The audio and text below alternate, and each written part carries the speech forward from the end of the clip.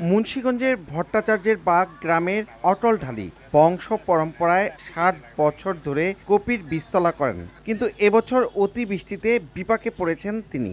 বীজতলায় ২৮ দিনের চারা রোপণ উপযোগী হয়, আর ৪০ দিনের মধ্যে রোপণ করা না গেলে তা ফেলে দিতে হয়।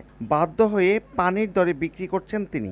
কাস্টমারে ফোন করে ভাই সকাল সারা নিতে রাতে এমন বৃষ্টি হয় শেষ আমার সারা ভাই দুই তিনটা তাল ভাই তুলে ফালাই দিছি ভাই, মানে ব্যস্ত না আমরা দানা যা কিনে আনবো এই টাকা নাই গা। এই জায়গায় ভালো বীজ পাওয়া যায়, ভালো চারা পাওয়া যায়, আমি নিয়ে আমাদের দেশের বাড়ি গাজীপুর আমি নিয়ে লাগাইমু।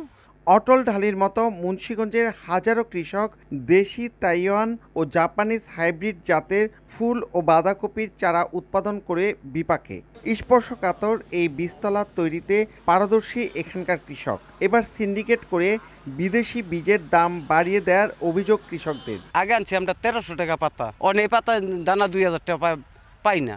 বৃষ্টির কারণে যারা চারা খেতি করতেছে, যারা আমরা করতেছি, এরা অনেক লসের মধ্যে আছে।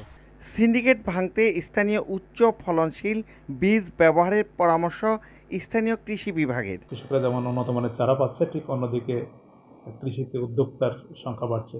এটা আমাদের কৃষিতে একটা পজিটিভ সাইন। কার্তিকা, আইট্টা, কাইট্টা, ষাটশা ও চালানি ষাটশা জাতের দেশি এবং তাইওয়ান ও জাপানিজ হাইব্রিড জাতের সিরাজি, হেমাজি, ফ্রেশ ও নীলজা জাতের ফুল ও বাঁধাকপির চারা উৎপাদন হয় মুন্সিগঞ্জ জেলায়। মুন্সিগঞ্জে এবছর ৫ হেক্টর জমিতে কপির বীজতলা তৈরি করা হয়েছে, আর এই চারার বয়স ২৮ দিন হতেই দেশের অন্তত ২৫ জেলায় পৌঁছে যাচ্ছে। মুন্সিগঞ্জের ভট্টাচার্যের বাগ থেকে নাসির উদ্দিন উজ্জ্বল, সময় সংবাদ।